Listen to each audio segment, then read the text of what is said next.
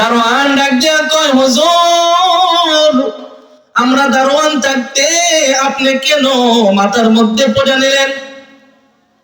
মানুষ আমাদেরকে কি বলবে, কি জন্য আমাদেরকে রাখলেন?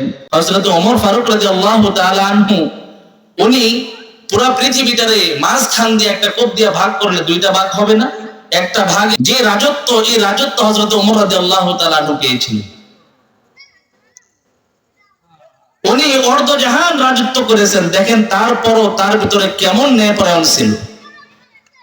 হযরত ওমর ফারুক রাদিয়াল্লাহু তাআলা আনহু উনি প্রতিদিন, ওনার একটা অভ্যাস ছিল, উনি রাত্রেবেলা মানুষ যখন ঘুমিয়ে যায় তখন উনি সাধারণ পোশাকে, কোনো বাদশাহী পোশাক নয়, সাধারণ পোশাকে বের হয়ে যেতেন কার কি অসুবিধা দেখার জন্য, কার কি সমস্যা দেখার জন্য। একদিন ওমর ফারুক রাদিয়াল্লাহু তাআলা আনহু উনি রাত্র যখন গভীর হয়ে গেল, উনি বের হলেন কার কি সমস্যা, কার কি অসুবিধা দেখার জন্য।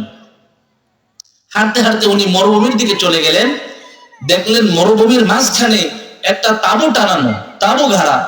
এই তাঁবুর ভিতর থেকে হালকা হালকা আলো আসতেছে। ওমর ফারুক রাদিয়াল্লাহু তাআলা আনহু এই তাঁবুর দিকে আস্তে আস্তে হাঁটতে লাগলেন। সামনে যখন গেলেন তাঁবুর একটু ছিদ্র দেখা যায়, ওই ছিদ্র দিয়ে তাকাইলেন ভিতর।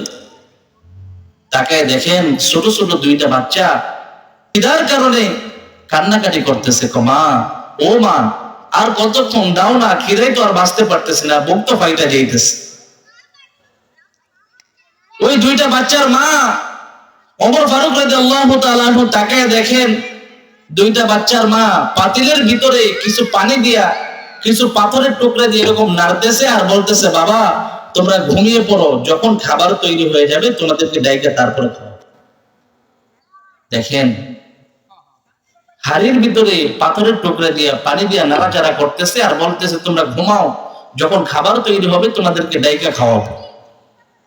এই দৃশ্যগুলো ওমর ফারুক রাদিয়াল্লাহু তাআলা আনহু দেখা ওনার চোখ দিয়ে পানি বেয়ে বেয়ে পড়তেছে। ওই মহিলা কান্নাকাটি করতেছে আর বলতেছে, বাবা তোমরা ঘুমিয়ে পড়ো, খাবার তৈরি হলে তোমাদেরকে ডাইকা খাওয়াবো। এই দৃশ্যটা যখন ওমর ফারুক রাদিয়াল্লাহু তাআলা আনহু দেখলেন, দেখার পর দিলেন একটা দৌড়। আরে আমি কি করলাম?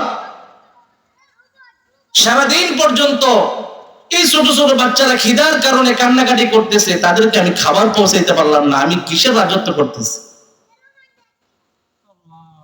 ওমর ফারুক রাদিয়াল্লাহু তাআলা আনহু দিলেন এক দৌড়। বাইতুল মাল, একটা গুদাম ঘর আছে, এখান থেকে গরিব মিসকিনদেরকে বরাদ্দ দেওয়া হয়। আমাদের সমাজে অনেক গরিব মিসকিনদেরকে সরকারের পক্ষ থেকে চাউল ডাউল দেওয়া হয় না? ওই ওমর ফারুক রাদিয়াল্লাহু তাআলা আনহুর জমানায় বাইতুল মাল একটা গুদাম ঘর ছিল, সাধারণ মানুষের জন্য এখান থেকে বরাদ্দ হয়। হযরত ওমর ফারুক রাদিয়াল্লাহু তাআলা আনহু ডাক দিয়ে বলেন, ও গুদাম ঘরের দারোয়ান, দরজাটা খোলো, দরজাটা খোলো। দারোয়ান ডাক দিয়া কয়, হুজুর গভীর রাতে কেন দরজা খুলবো?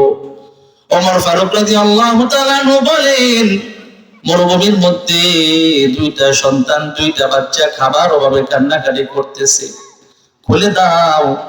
দারোয়ান যখন দরজাটা খুলে দিল, ওমর ফারুক রাদিয়াল্লাহু তাআলা আনহু মাথার মধ্যে আটার বস্তা নিয়ে নিল, হাতের মধ্যে চিনির প্যাকেট নিয়ে নিল।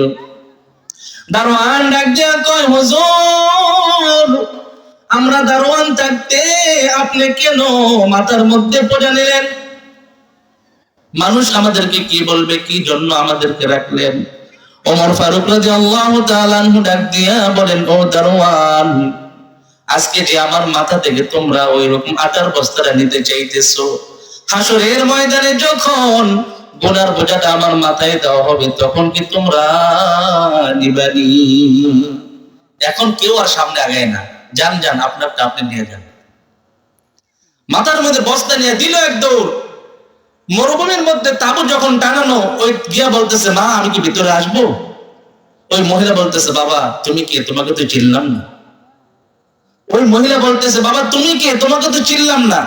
ওমর ফারুক রাদিয়াল্লাহু তাআলা আনহু বলেন, মা আপনি আমাকে চিনবেন না, তবে আপনার জন্য আমি এক বস্তা আটা নিয়ে এসেছি আর চিনির প্যাকেট নিয়ে এসেছি, নেন, সঙ্গে সঙ্গে রুটি বানাইয়া ওই ক্ষুধার্ত দুইটা বাচ্চাকে খাবার বানাইয়া দেন। ওমর ফারুক রাদিয়াল্লাহু তাআলা আনহু পাশে বইসা জাল ঠেলা দিতেছে, আগুন ঠেলা দিতেছে, আর ওই মহিলা রুটি বানাইয়া এক পেলার মধ্যে রাখতেছে, আর ছোট বাচ্চাদেরকে ডাইকা তাদেরকে মুখে তুলে খাওয়াইতেছে। ওমর ফারুক রাদিয়াল্লাহু তাআলা আনহুর চোখ দিয়ে পানি বেয়ে বেয়ে পড়তেছে। ওই মহিলা ডাক দিয়া কয়, ও ভাই, আমি শুনেছি মদিনার কোন মানুষ নাকি কোনোদিন না খাইয়া ঘুমায় না। আজকে সকালবেলা মদিনায় আমি আসলাম, এই পর্যন্ত ওমর তো কোনো খবর নিল না। আমি শুনছি ওমরের যেই জায়গা মদিনাওয়ালারা নাকি কোনোদিন না খাইয়া ঘুমায় না, ওমর নাকি সবাই ঠিকঠাক মতো খাবার পৌঁছায় দেয়। সকাল থেকে এই পর্যন্ত আসলাম, ওমর তো আসলো না আমাদের খবর নেওয়ার জন্য। তুমি কে? তুমি আমাদের জন্য আটার বস্তা নিয়ে আসলা, চিনির প্যাকেট নিয়ে আসলা। ওমর ফারুক রাদিয়াল্লাহু তাআলা আনহু তার পরিচয়টা দিতেছেন না, বলতেছে আমি এলাকার একজন যুবক, আপনি এগুলা বলার দরকার নাই, তবে আপনি খান। ওই মহিলা ডাক দিয়া কয়, ওমর ফারুক তো আমার খবর নিল না, তুমি যুবক আমাদের খবর নিলা। আমি আগামীকাল সকালবেলা মদিনার প্রত্যেকটা দরজায় দরজায় গিয়ে বলবো, সবাই যেন হযরত ওমরকে রাজত্ব থেকে সিংহাসন থেকে নামাইয়া তোমার মতো ভালো মানুষকে যেন সিংহাসনে বসায়, ওমরকে যেন সিংহাসন থেকে নামাইয়া দেয়, আর তোমার মতো ভালো মানুষকে যেন সিংহাসনে বসায়। ওমর ফারুক রাদিয়াল্লাহু তাআলা আনহু বলতেছেন, না, এগুলো এসব বলার দরকার নেই, আপনি রুটি বানান, বাচ্চাদেরকে খাওয়ান, আপনি খান। বলতেছে, হযরত ওমরের সাথে আমার খুব খাতির, আপনি সকালবেলা রাজ দরবারে আইসেন, আপনার জন্য ওমর থেকে বইলা কিছু বরাদ্দ করে দিন। সকাল যখন হয়ে গেল, ওই মহিলা গেছে রাজ দরবারে হযরত ওমরের সাথে দেখা করার জন্য। যিনি রাজ দরবারে প্রবেশ করলেন, গেটের দারোয়ানকে ডাক দিয়া বলতেছে, ভাই, খলিফা ওমর কোনটা?